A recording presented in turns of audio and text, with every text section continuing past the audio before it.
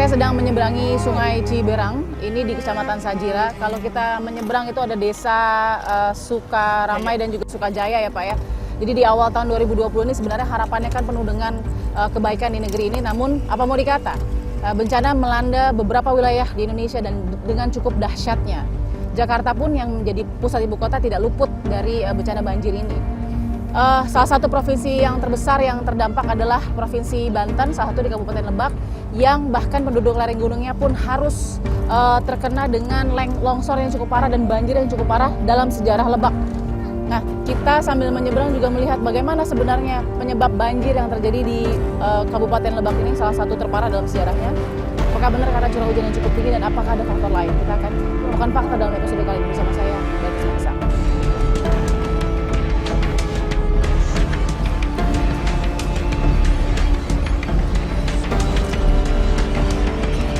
Lumpurnya dalam ini.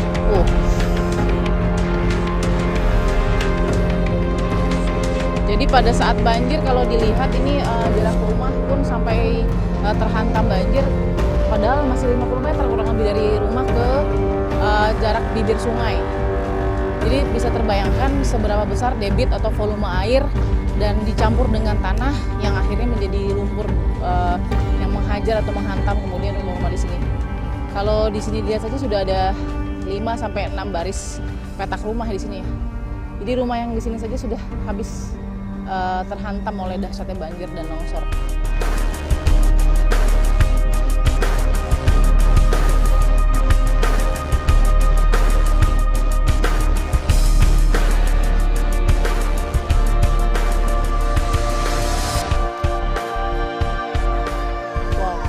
Ini salah satu rumah warga yang kita ambil gambarnya. Itu kalau bisa dilihat tinggi dari air bisa 1 meter 30 atau 1 meter 20 kalau kita ukur di sini. Sedada ya, kurang lebih ya, sedada. Tapi lumpur dan air habis.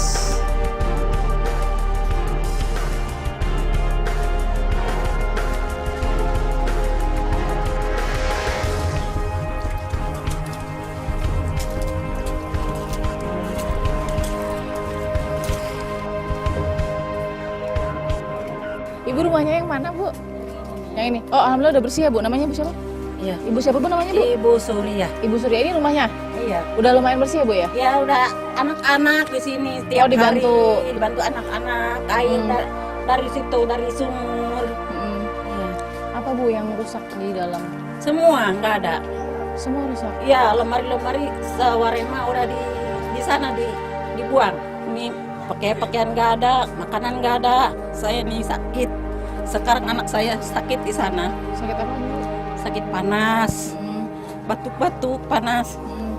Saya juga sakit pinggang saat ini. Udah ini. Ibu di pengungsian atau di sini? Di pengungsian. Tapi bolak-balik ke sini? Iya. Bersih-bersih? Iya.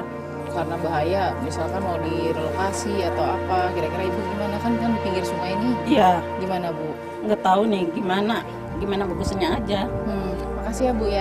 Iya, makasih ya, Sabar ya, Neng. Bu ya. Iya. Bu. Oke, jadi masih bersih-bersih. Warga di sini memang berat sekali karena lumpurnya itu bukan lumpur yang mudah untuk dibersihkan. Kalau tidak ada air, maka lumpurnya pun tidak bisa didorong ke saluran yang dibuat untuk mengalir lagi menuju ke sungai. Kita lihat parahnya seperti ini.